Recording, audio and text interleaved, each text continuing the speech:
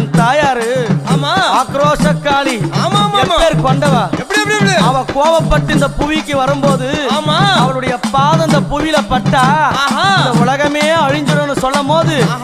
பார்த்த சிவபெருமான் உடனடியாக ஓடி அந்த கீழே விழுந்தாரு.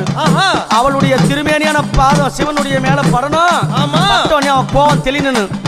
கீழே இருக்கிற கணவனும் தெரிஞ்சு கூட எங்க அம்மா அவ கட்டி நல்ல அம்மா கணவனைய அவ கட்டிய கணவனைய அவ காலால மேதித்தவளா அவ கட்டிய அம்மா கணவனைய அவ காலால அம்மா மேதித்தவளா